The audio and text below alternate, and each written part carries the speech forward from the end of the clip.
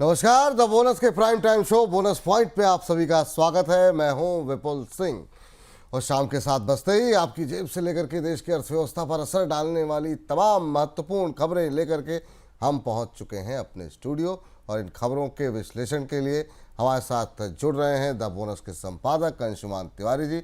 और काफ़ी लंबे अरसे बाद अंशुमान सर के साथ नोएडा के अंदर शो करने का मौका मिल रहा है, सेम स्टूडियो में। तो अंशुमान सर, विशेष कई सारे विशेष स्वागत है आपके सर। धन्यवाद विपुल, आप सबका स्वागत है। लंबे समय बाद नोएडा स्टूडियो में से शो कर रहे हैं हम लोग ये। बिल्कुल। तो अंशुमान सर के साथ आज के कार्यक्रम का विश्लेषण शुरू करें उससे पहले आपको बताते हैं उन खबरों के बारे में जो आज के कार्यक्रम में अपनी जगह बनाने में कामयाब हुई हैं। नज़र डालते हैं ऑन द शो पर, देखते हैं कौन कौन सी खबरें हैं।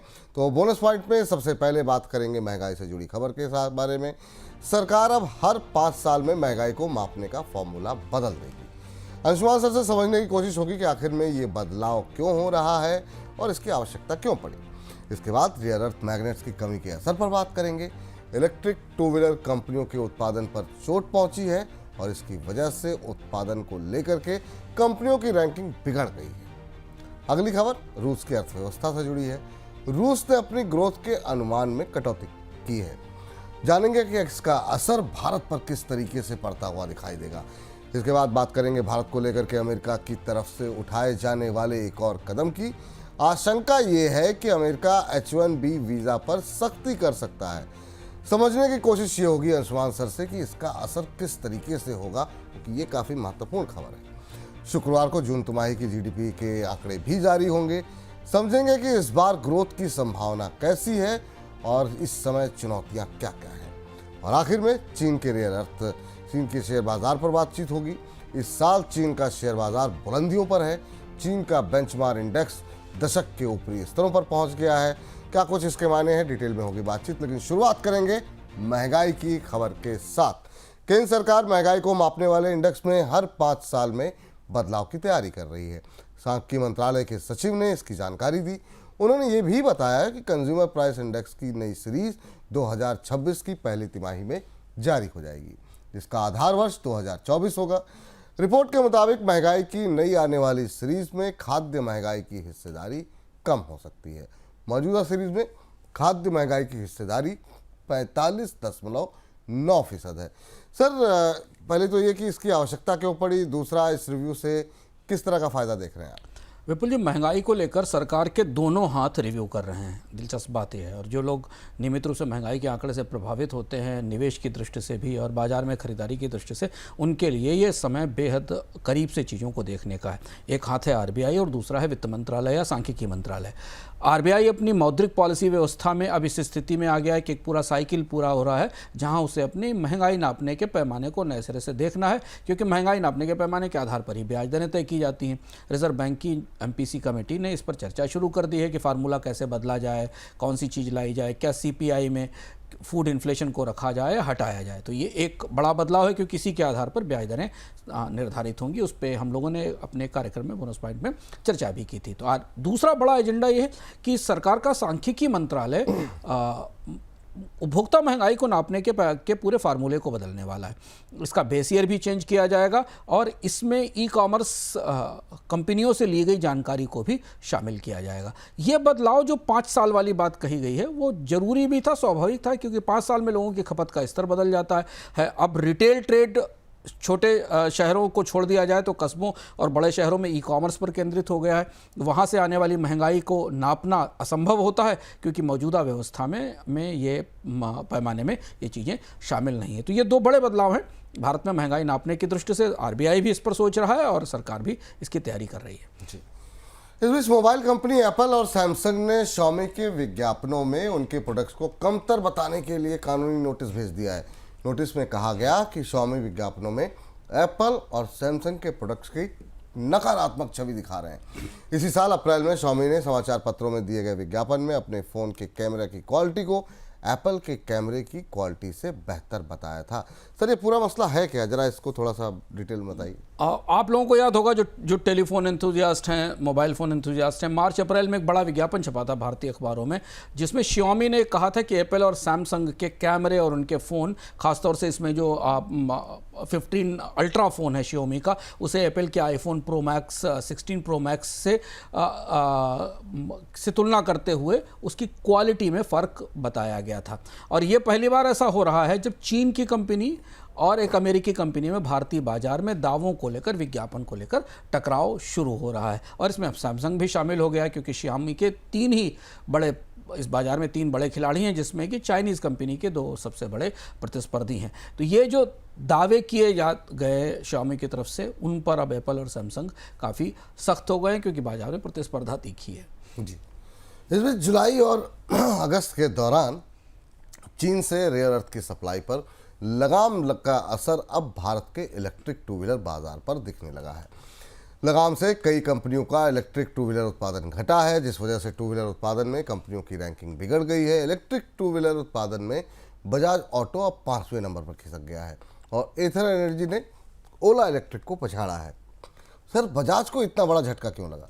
बजाज, जैसे जो लोग रेयर अर्थ को हम लोग लगातार चर्चा कर रहे हैं, और ये बात इस साल जनवरी से ही निकलकर सामने आने लगी थी, पिछले साल की आखिरी तिमाही से ही सामने आने लगी थी कि रेयर अर्थ की चीन से सप्लाई रुकने के बाद बजाज को सबसे बड़ा झटका लगेगा, क्योंकि बजाज के पास बहुत लिमिटेड रेयर अर्थ उपलब्ध थे। और इसलिए बजाज का जो ब्रांड का चेतक स्कूटर है, जिसकी सेल्स में तेज गिरावट आई है, अगस्त में करीब केवल 7,000 यूनिट बिकी हैं, 12% का मार्केट शेयर रह गया है, जो 16,000 के आसपास यूनिट की थी पिछले साल 19% का मार्केट शेयर था। ई व्हीकल और ई स्कूटर बनाने वाली अन्य कंपनियों के लिए भी यही चुनौती बनी हुई है।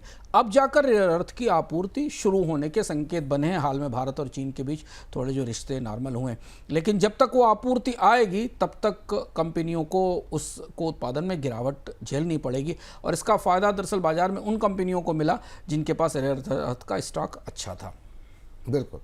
और इस बैंकों की तरफ से दिए जाने वाले कर्ज में कंपनियों के कर्ज की हिस्सेदारी लगातार कम हो रही है। 2011 में इस कर्ज की हिस्सेदारी 58% के ऊपर हुआ करती थी, जो 2025 में घट करके 36% पर आ गई। और एक समय बैंकों से कर्ज लेने के लिए सबसे बड़ी ग्राहक कंपनियां हुआ करती थी, लेकिन अब उनकी हिस्सेदारी लगातार कम होती हुई दिखाई दे रही है। सर, अगर बैंकिंग उद्योग की सेहत के लिहाज से अगर देखा जाए तो इन आंकड़ों को कैसे समझा जाए? ये बेहद महत्वपूर्ण खबर है आज की, और ये शिफ्ट हमें समझना होगा भारतीय अर्थव्यवस्था में। बैंकों को मुख्य रूप से बनाया गया था कंपनियों को, कॉर्पोरेट को निवेश के लिए कर्ज देने। इस पूरे घटनाक्रम के कई आयाम हैं।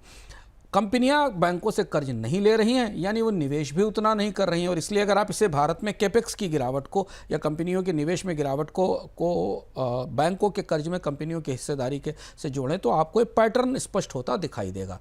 तो कंपनियां अपनी पूंजी के लिए इक्विटी की तरफ जा रही हैं, विदेश से पैसा लेने की कोशिश कर रही हैं, पर वो बैंकों के पास कर्ज लेने नहीं जा रही। और इससे बैंकों का पूरा लोन पोर्टफोलियो फ्रेजाइल और जोखिम भरा हो गया है।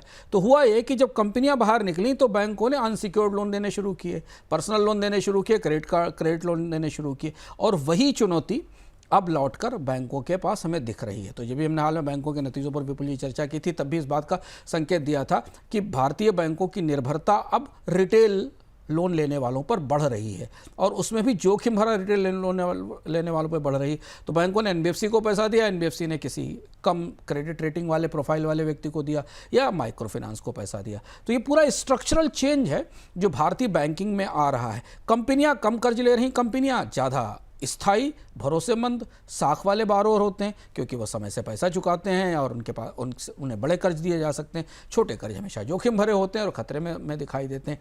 ये परिवर्तन भारतीय बैंकिंग में आने वाले कुछ सालों में ज़्यादा बड़ी चुनौती बनेगा, क्योंकि जब पोर्टफोलियो ज़्यादा रिस्क वाले कस्टमर्स के पास पहुंच जाएगा तो आपको प्रोविजनिंग ज़्यादा करनी पड़ेगी, एनपीए ज़्यादा होंगे, स्लिपेजेस ज़्यादा होंगे, जो लगातार हमें बढ़ते दिख रहे हैं। जी, इस बीच अमेरिकी टैरिफ की वजह से भारत के एक्सपोर्ट पर जितनी मार पड़ेगी, उससे ज़्यादा मार अर्थव्यवस्था पर पड़ सकती है। वित्त मंत्रालय ने अपनी मासिक रिपोर्ट में कहा है कि टैरिफ की वजह से अर्थव्यवस्था पर सेकेंडरी और टर्शरी इफेक्ट की चुनौती ज़्यादा बड़ी है, जिसका हल निकालना होगा। उधर टैरिफ को देखते हुए टेक्सटाइल इंडस्ट्री ने सरकार से मांग की है कि सभी तरह के कपड़ों के लिए जीएसटी की दर को घटा करके 5% कर दिया जाए। टैरिफ का सबसे खराब असर टेक्सटाइल सेक्टर पर पड़ने की आशंका है। एक अन्य रिपोर्ट में यह भी कहा गया कि अमेरिकी टैरिफ से बचने के लिए टेक्सटाइल कंपनियां अपनी मैन्युफैक्चरिंग को दूसरे देशों में शिफ्ट कर सकती हैं। सर, भारत अगर निर्यात की भरपाई करेगा तो फिर कहाँ से कर सकता है?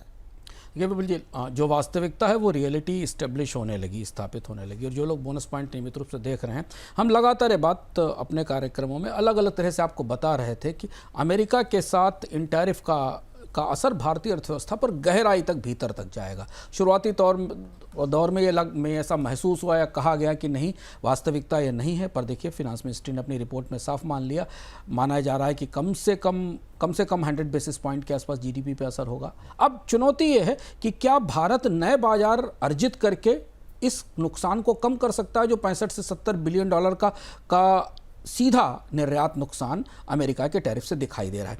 और यही आज हमने रियलिटी चेक करने की कोशिश की, ताकि हम आपको बोनस पॉइंट के दर्शकों को थोड़ा अहेड रख सकें, आगे रख सकें, ताकि आप जान सकें। भारत के लिए यूएई, यूके और ऑस्ट्रेलिया महत्वपूर्ण बाजार हैं।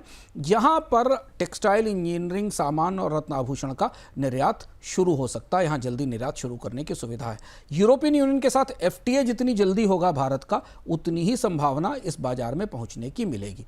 अफ्रीका, आसियान और लैटिन अमेरिका में कपड़े, रसायन और कृषि उत्पादों का निर्यात बढ़ाया जा सकता है। ये सब संभावनाओं के आधार पर वास्तविकताएं थोड़ी विपरीत होंगी। रूस अजीबोगरीब परिस्थिति में है, रूस की अर्थव्यवस्था खुद ही संकट में है। हम आज इस पर विस्तार से बात करेंगे। तो रूस से उतनी उम्मीदें रखना संभव नहीं है, क्योंकि रूस के बाजार में सामान बेचने की बहुत सीमित संभावनाएं बची हुई हैं। और वहाँ चीन की बड़ी प्रतिस्पर्धा, उस बाजार में जो भी सामान बिक रहा है वो चीन का बिक रहा है और चीन युआन में ट्रेड कर रहा है। तो भारत के लिए, भले ही भारत रूस को अपना सबसे बड़ा सहयोगी मान रहा हो, पर इस संकट से रूस भारत को उबार नहीं सकता, बल्कि परोक्ष रूप से संकट में जाने की वजह भी रूस ही है। इसके अलावा चीन को थोड़ा निर्यात बढ़ाया जा सकता है। चीन को निर्यात बढ़ा भी है, लेकिन चीन से निर्यात बढ़ाने के दूसरे और भी पैतरे हैं जिन्हें भारत को समझना होगा। अब आप ध्यान से समझिए कि इन वैकल्पिक बाजारों में, यह आंकड़ा हम आपको इसलिए दे रहे हैं, उसकी वजह है, इससे हम ये जान पाएंगे कि अगले 1 साल में टैरिफ का असर कम होने में कितना समय लगेगा और कहां कितना झटका लग सकता है।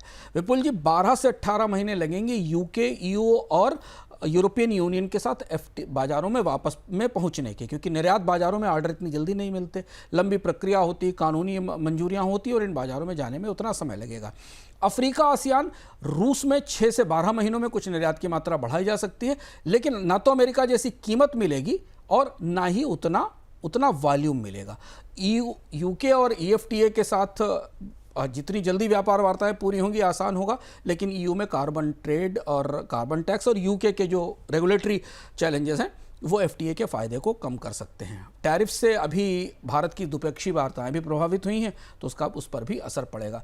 तो 12 से 16 महीने जो मुख्य बात है, 12 से 16 महीने में भारत नए बाजारों में थोड़ी बहुत पैठ बना सकता है, और उस पैठ से उतना निर्यात नहीं मिलने वाला जितना नुकसान अमेरिका का बाजार गंवाने से हो रहा है। अब सर, कई सारी कंपनियां तो बाहर जाने की बात कर रही हैं, तो क्या टेक्सटाइल्स को सेक्टर को के साथ साथ कुछ और भी सेक्टर हैं जो दूसरे सेक्टर हैं, वहाँ से भी क्या कुछ कंपनियां बाहर जाने की तैयारी में हैं क्या? देखिए, 4-5 सेक्टर्स तत्काल प्रभावित होंगे, और चूंकि अभी भारत और अमेरिका के बीच वार्ताओं की कोई संभावना नहीं बनती दिख रही है। अमेरिका की तरफ से आज कहा गया कि अंततः इवेंचुअली भारत और अमेरिका के बीच कोई बातचीत होगी, तो जब तक युद्ध खत्म नहीं होता टैरिफ है। टेक्सटाइल ने अपनी मंशा जाहिर कर दी, क्योंकि टेक्सटाइल भारत का बड़ा निर्यात है, और 50% टैरिफ के साथ भारतीय कंपनियां क्या ही बेच पाएंगी किसी बाजार में जाकर। तो निश्चित तौर पर अपनी निर्यात इकाइयाँ उन बाजारों में ले जाने की कोशिश करेंगी जहाँ से सबसे कम टैरिफ हो। वो साउथ ईस्ट एशिया भी हो सकता है और मिडिल ईस्ट भी हो सकता है, जहाँ उनको निर्यात की संभावनाएं मिले। हम आपको बताते रहें कि टैरिफ का सबसे बड़ा असर अगर भारतीय बाजार में देखा जाए तो टेक्सटाइल निर्यातकों पर पड़ा। इससे गोकुलदास एक्सपोर्ट जैसी कंपनियां, और इन पर सबसे ज़्यादा चोट भी पड़ी है शेयर बाजार में। दूसरा हिस्सा फार्मा कंपनीज का है। फार्मास्यूटिकल कंपनीज भी नए बाजार ढूंढने की कोशिश करेंगी जहां से वो निर्यात करें। जेम्स एंड ज्वेलरी की कंपनियां, टाइटन तो पहले ही कह चुकी है कि वो मिडिल ईस्ट जाना चाहती, जेम्स एंड ज्वेलरी कंपनियां भी अपने उत्पादन को शिफ्ट करेंगी। मेरी और सबसे बड़ी चिंता भारत सरकार की इस समय ये होनी चाहिए कि जो बड़े निवेशक जिन्होंने भारत को बेस बनाकर, एप्पल जैसी कंपनियां जिन्होंने भारत को आधार बनाकर विदेश के बाजारों में, अमेरिका के बाजारों में निर्यात करना शुरू किया, उनके लिए क्या होगा। 50% टैरिफ के बाद भारत में बना एप्पल का फ़ोन अमेरिका के बाजार में कैसे बेचेगी एप्पल। तो ऐसी स्थिति में इन कंपनियों की तरफ से भी आने वाले समय में इस तरीके की घोषणाएं की जा सकती हैं। तो ये अब टैरिफ के असर की भारतीय अर्थव्यवस्था पर एक तरह से शुरुआत हो रही है, और इसीलिए आज वित्त मंत्रालय की जो रिपोर्ट आई उसमें यह गहरी चिंता, और जो जिन शब्दों का इस्तेमाल किया गया वो ये था कि सेकेंडरी और टर्शरी, यानी जो लंबे समय के असर होंगे वो गहरे होंगे, और इसी वजह से शायद शेयर बाजार में भी हमें इतनी बेचैनी दिख रही है। शेयर बाजार में बेचैनी रही सर, लेकिन जो है टेक्सटाइल कंपनियों में आज मजबूती थोड़ी बहुत रही। वैसे वर्धमान टेक्सटाइल जैसे शेयर 11-12% चले। तो क्या ये जो राहत दी गई अभी दिसंबर तक के लिए, इंपोर्ट ड्यूटी बढ़ा दी गई है, क्या उससे सिग्नल गया कि गवर्नमेंट पीछे खड़ी है? कई बार होप पे चलती हैं चीज़ें, क्या लगता है? थोड़ी सी राहत इसलिए मिलेगी कि कॉटन के ऊपर इंपोर्ट ड्यूटी बढ़ा दी गई, हालांकि उसका राजनीतिक नुकसान होगा, विरोध भी शुरू हो गया। अब कॉटन किसानों को, कपास उत्पादक किसानों के लिए तो अच्छा नहीं कि कपास भारत में भी है और कीमतें भी टूटी हुई हैं, लेकिन सस्ता कॉटन लाने की जो सुविधा दी गई उससे कंपनियों की लागत थोड़ी कम हो सकती है। कंपनियों को एक और फायदा मिल सकता है, भारतीय कंपनियों को बड़ा फायदा नहीं है, मतलब इससे कोई बहुत बड़ा चेंज नहीं आएगा, लेकिन सीमित समय के लिए जो कमोडिटी के प्राइसेस गिरी हुई हैं वो भारतीय कंपनियों की लागत कम कर सकती हैं। तो उस कम लागत के सहारे वो बाजार में जहां उन्हें बढ़त है, जहां कोई दूसरा सामान नहीं बेच पा रहा है, वहां अमेरिका के बाजार में वो प्रतिस्पर्धा कर सकती है, और इसमें ही कॉटन का एक उदाहरण सामने आता है। जी। इस बीच यूक्रेन के साथ युद्ध और अमेरिकी टैरिफ की वजह से तेल सप्लाई पर असर पड़ने की आशंका को देखते हुए रूस ने अपनी अर्थव्यवस्था के ग्रोथ के अनुमान में कटौती कर दी है। अब 2025 के लिए ग्रोथ के अनुमान को घटा करके 1.5% कर दिया गया है, जो कि पहले 2.5% था। 2024 के दौरान रूस की अर्थव्यवस्था की ग्रोथ 4.3% दर्ज की गई थी। सर, अभी रूस की अर्थव्यवस्था में क्या संकट दिखाई दे रहा है आपको?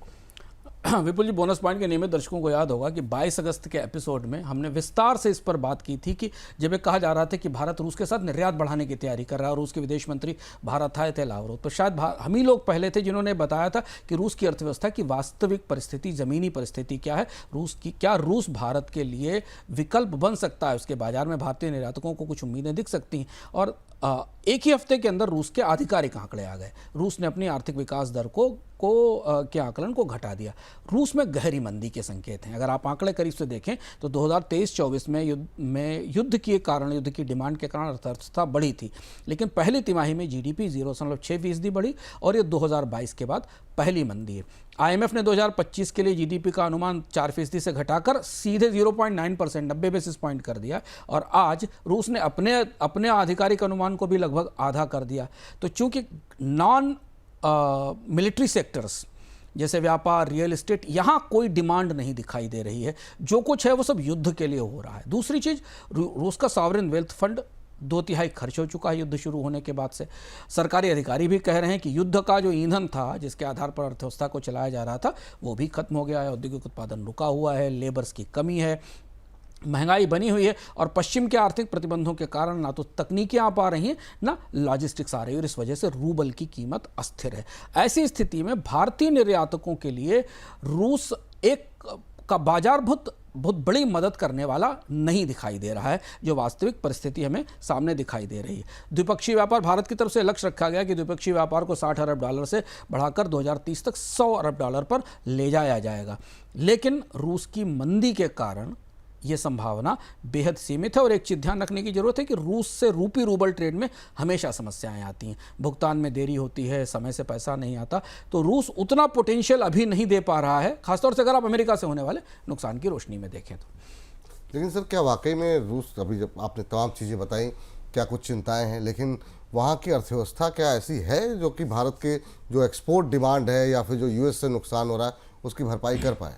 तुरंत तो नहीं है, क्योंकि रूस के बाजार में एक दिक्कत तो ये है कि रूस में मंदी है, खपत ही नहीं। अच्छा, रूस दुनिया में सबसे अधिक आर्थिक असमानता वाला देश है, दुनिया के अफ्रीकी देशों की तुलना में से भी ज़्यादा कहीं इकोनॉमिक इनइक्वालिटी है। दूसरी बड़ी चीज़ है कि रूस के बाजार में चीन पहले से मौजूद है, तो जिन उत्पादों को भारत बनाकर निर्यात करना चाहता है वो उत्पाद चीन से रूस के बाजार में पहुंच रहे हैं, और चीन युआन में ट्रेड कर रहा है, युआन में भुगतान कर रहा है, और युआन दूसरी सबसे बड़ी करेंसी है रूस के लिए रूबल के बाद। तो रूबल की अस्थिरता की स्थिति में चाइना के एक्सपोर्टर्स युआन का इस्तेमाल कर रहे हैं, तो भारतीय निर्यातकों के लिए वो जो पुराने 2-4 उत्पाद हैं, चाय या कुछ केमिकल्स या फार्मास्यूटिकल्स, इनको छोड़कर नए बाजार में नई जगह बनाने में युआन के चीन के मुकाबले चुनौती भी आएगी।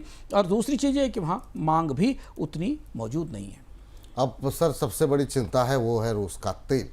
क्या भारत सरकार इस पर निर्भरता खत्म करती है अगर, तो किस तरीके का फ़ायदा, लाभ आपको लगता है कि यहाँ पर होता हुआ भारत को मिल सकता है? देखिए, ये चर्चा अब लगातार शुरू हो गई भारत में भी तमाम लोगों ने कहना शुरू कर दिया कि हमें कॉस्ट बेनिफिट एनालिसिस करनी चाहिए। आर्थिक व्यवस्था में कॉस्ट बेनिफिट एनालिसिस होती। अमेरिका से रिश्ते खराब करने की लागत क्या है और रूस से तेल खरीदने की लागत क्या है, किससे फायदा क्या है, और ये हिसाब अब आया। आज रघुराम राजन ने भी बात कही कि भारत को रूस से तेल के आयात पर पुनर्विचार करना चाहिए। अगर आप उस रूस के तेल के साथ की पूरी व्यवस्था समझें तो रॉयटर्स का एक हिसाब कल आया जो बताता है 2022 से 2025 के बीच रूस के तेल से करीब 17 अरब डॉलर की भारत को बचत हुई, लेकिन टैरिफ से जो सालाना नुकसान होने वाला है वो 37 से 48 अरब डॉलर तक का, यानी 17 अरब डॉलर की बचत हुई है। दूसरी चीज़ है कि रूस के तेल की छूट जो पहले करीब करीब $4 पर बैरल के आसपास थी, $3.66 पर बैरल के आसपास थी, वो अब घट गई है। पहले $5 के आसपास थी, फिर $3.66 के पास आई और अब इसमें और ज़्यादा कमी आई। तो भारत को डिस्काउंट का फायदा भी अब कम होता दिखाई दे रहा है। दुनिया में मांग बढ़ेगी, कीमतें गिरेंगी, तो उस हिसाब से भारत को मिलने वाला डिस्काउंट भी कम होता चला जाएगा। चुनौती सबसे बड़ी यह है कि भारत को यह सोचना होगा कि जो बचत उसे हुई, उस बचत का भी एक बड़ा हिस्सा भारत की तेल कंपनियों के, रिफाइनिंग कंपनियों के पास गया, उन्होंने उसे एक्सपोर्ट किया और भारत ने उस पर विंडफॉल टैक्स लिया। तो अब ये कॉस्ट बेनिफिट एनालिसिस की जा रही है कि भारत ने जो बाजार गंवाया है, जो गंवाने जा रहा है, उसके बदले क्या रूस के तेल से होने वाली बचत उतनी ज़्यादा है। सरकार का अपना रणनीतिक फैसला है ये इसे जारी रखने का, पर उद्योग और बाजार इस आंकड़े को अब करीब से पैसे समझने की कोशिश करें तो वो ये आंकड़ा है कि नुकसान है, बचत हुई $17 की साल की 5 साल में और भारत को करीब नुकसान जो है प्रत्यक्ष रूप से होगा वो करीब करीब $50 अरब के आसपास का होगा अमेरिका में निर्यात टूटने से। जी, इस बीच भारत के लिए अमेरिका से टैरिफ के बाद एक और मुसीबत आ सकती है। अमेरिका ने H-1B वीज़ा में बड़े बदलाव के संकेत दिए हैं और ऐसा होने पर अमेरिका में काम कर रहे भारत के IT प्रोफेशनल्स के लिए मुश्किल आ सकती है। अमेरिका के कॉमर्स सचिव ने कहा कि ट्रंप प्रशासन H-1B वीज़ा को बदलने जा रहा है। उन्होंने इस वीज़ा को एक स्कैम बताया है। इस वीज़ा का सबसे ज़्यादा लाभ भारतीय प्रोफेशनल ही उठाते हैं। सर, अब क्या प्रमुख बदलाव हो सकते हैं H-1 वीज़ा में? पहला सवाल तो आपसे यही होगा सर। H-1B वीज़ा सहित जो ग्रीन कार्ड की पॉलिसी है उस सब में बड़े बदलाव के संकेत दिए हैं अमेरिका की सरकार ने, और वो बदलाव भारत को प्रत्यक्ष रूप से सबसे ज़्यादा प्रभावित करने वाले हैं। जैसे कि अगर आप ये पूरी टेबल आपके सामने से समझें और देखें कि इसका असर क्या हो सकता है। H-1B वीज़ा को वेज आधारित कर दिया, वेतन के आधार पर कर दिया है। जो सबसे ज़्यादा स्किल्ड हैं उनको ही अब इसमें नौकरी मिल सकेगी। लॉटरी खत्म हो चुकी है। तो जो मिड लेवल की IT कंपनियां हैं जो अमेरिका से काम करती थी वो बिल्कुल बाहर हो गई। उन्हें H-1B वीज़ा में अब भारतीयों को हायर करने की छूट नहीं मिलेगी। तो अमेरिका बहुत स्ट्रेटेजिकली जो बहुत हाईली स्किल्ड अंतर्राष्ट्रीय लेबर फोर्स है उसे आकर्षित करने की कोशिश कर रहा है। ग्रीन कार्ड की जगह गोल्ड कार्ड आ गया है। ग्रीन कार्ड लगभग खत्म करने की स्थिति बन रही है। तो जो धनी और बड़े निवेशक हैं उनको राहत मिलेगी। करीब उच्च आय वाले लोगों को इसका फ़ायदा मिलेगा, लेकिन बैकलॉग थोड़ा सा कम होगा। दूसरा ये कि जो बैकलॉग कोटा है 7 से 15% है, उसकी प्रीमियम प्रोसेसिंग की जाएगी। 10 लाख भारतीयों को करीब फ़ायदा होगा। इसके अलावा भारतीय स्कूलों पर, भारतीय छात्रों पर सख्ती बढ़ाई जा रही है। तो भारत के लिए अमेरिका अब उतना वेलकमिंग देश नहीं बचा भारतीय छात्रों और नौकरी करने वालों के लिए। हाँ, चलिए, लेकिन भारत के ऊपर तो ये सख्ती है और चीन को लेकर के कह दिया कि उन्हें चीन के छात्रों की आवश्यकता है। इस बयान को किस तरीके से देखा जाए सर? ये देखिए, डोनाल्ड ट्रंप की जो पूरी स्ट्रेटजी है वो बड़ी चौंकाने वाली है। और भारत के हाल फिलहाल के इतिहास में, पिछले 40-50 वर्षों के इतिहास में भारत की और अमेरिका के रिश्तों में ऐसा कभी नहीं हुआ कि भारत को चीन के साथ, चीन को उन्हीं कामों के लिए जिनके लिए भारत को सजा दी जा रही है उनके लिए चीन को पुरस्कार दिया जाए। डोनाल्ड ट्रंप ने ये कहा कि H-1B वीज़ा और ग्रीन कार्ड ये सब स्कैम इसे बंद करने जा रहे हैं, पर उन्होंने कहा कि अमेरिका को चीन के छात्रों की ज़रूरत है।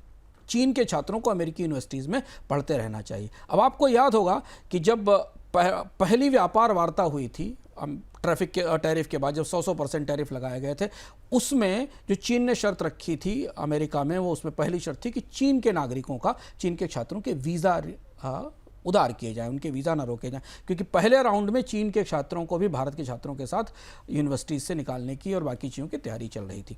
तो डोनाल्ड ट्रंप चीन की ज़रूरत को बार बार महसूस करा रहे हैं कि उन्हें चीन की ज़्यादा ज़रूरत है, भारत की नहीं, और ये बयान उसी संदर्भ में आया दिखता है। जी, इस बीच भारत का सांख्यिकी मंत्रालय शुक्रवार को जून तिमाही के जीडीपी आंकड़े जारी करेगा। ये आंकड़े अमेरिकी टैरिफ लागू होने से पहले की तिमाही के होंगे, इसलिए उन्हें महत्वपूर्ण माना जा रहा है। बाजार का अनुमान यह है कि जून तिमाही में देश की जीडीपी की ग्रोथ 6.5% रह सकती है। रिजर्व बैंक ने भी इतनी ही ग्रोथ का अनुमान फिलहाल लगाया है। सर, क्या कुछ एक्सपेक्टेशन आपकी है कल आने वाले जीडीपी नंबर्स को लेकर के? महत्वपूर्ण आंकड़ा है। इस साल की पहली तिमाही बेहद उतार चढ़ाव भरी, उठापटक भरी रही है। मानसून का असर भी होगा, टैरिफ का एक शुरुआती असर भी आ चुका था, बाजारों में, शेयर बाजारों में गिरावट थी। जो अनुमान हमारे सामने मिल रहे हैं, वास्तविक आंकड़े कल आएंगे, उस हिसाब से अगर आप SBI का आंकड़ा देखें तो 6.8 से 7% है। RBI से थोड़ा ज़्यादा, RBI ने 6.5% माना था। इक्रा ने करीब 6.7% के आसपास का अनुमान दिया है। ये पहली तिमाही के अनुमान आपको थोड़े बढ़े हुए ऊंचे दिख रहे हैं, लेकिन पूरे साल के लिए जो विकास दर के अनुमान है वो 6.3 से 6.5% के आसपास ही हैं। तो अगर जून की तिमाही देखें तो यहाँ जो प्रमुख फैक्टर आएंगे वो महत्वपूर्ण है कि जो सबसे बड़ी ग्रोथ होगी वो सार्वजनिक क्षेत्र की पूंजी निवेश में होगी। पब्लिक सेक्टर अंडरटेकिंग्स का जो निवेश पिछले क्वार्टर में बढ़ा है वो हमें GDP पर असर करता दिखाई देगा।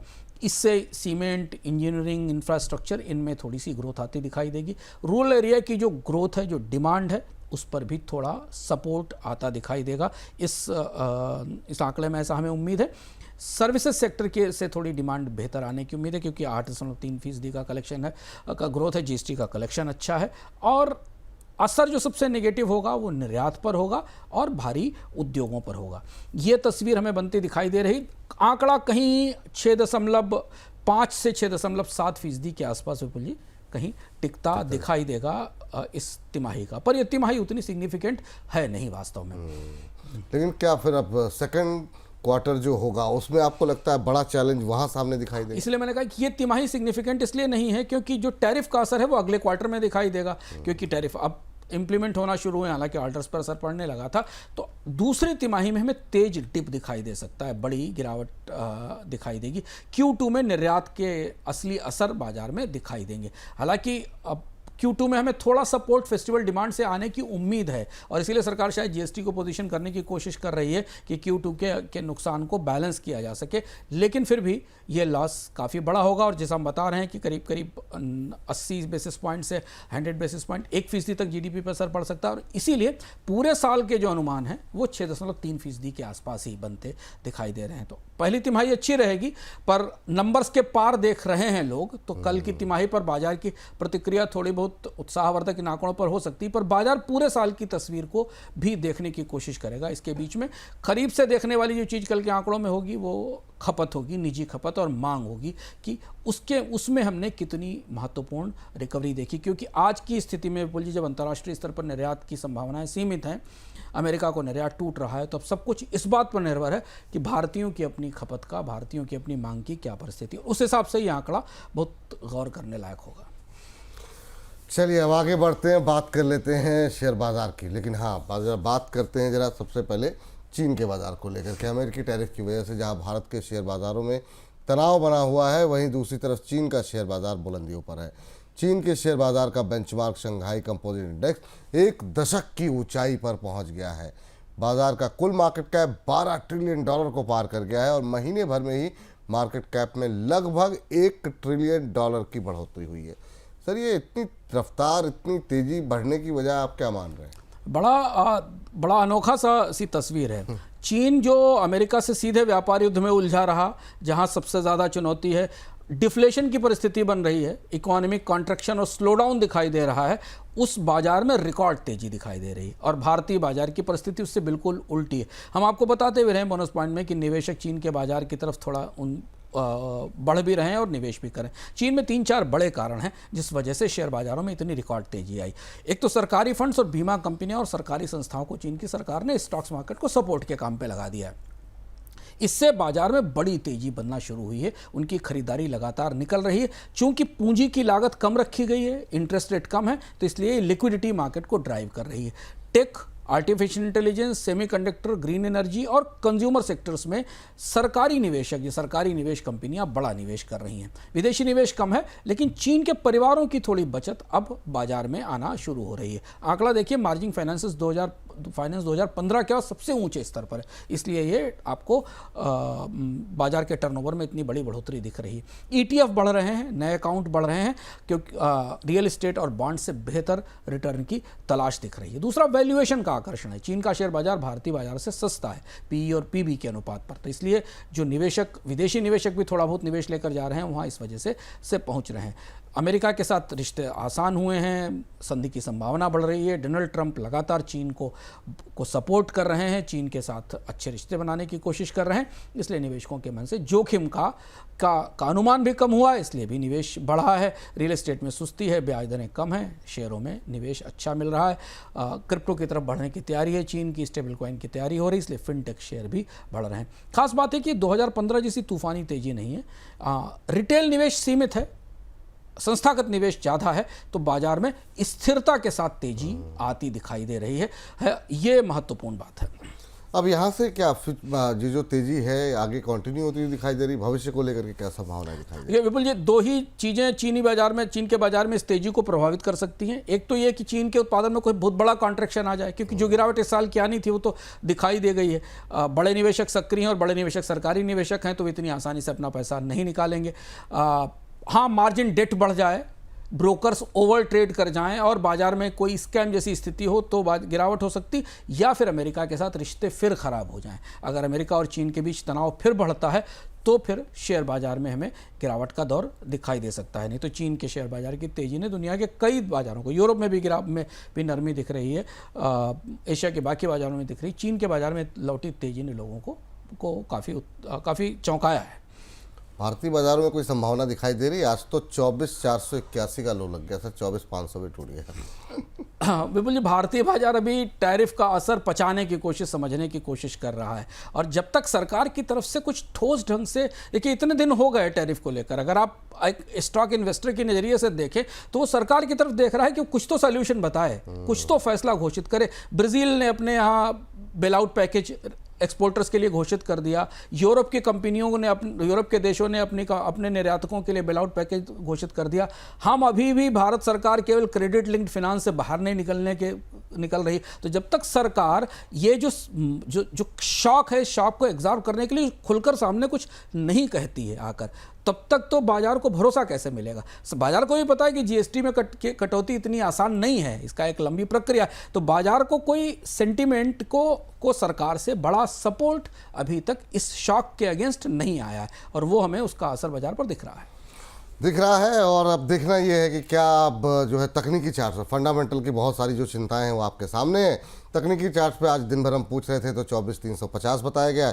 अगर ये भी टूटा तो फिर कहाँ जाएगा बाजार पता नहीं। कल के बाजार में सुबह 8:30 बजे से हमारे साथ जुड़ जाइए। बाजार जब थोड़ा स्टेबल हो जाए 10 बजे हमारे साथ तैयार बाजार देखिए। उंगलियों पे दुनिया लेकर के 8:30 बजे सर आते ही हैं, उनसे समझिए कि बाजार की शुरुआत कैसे हो सकती है। 1 बजे आपके सवालों के जवाब देंगे।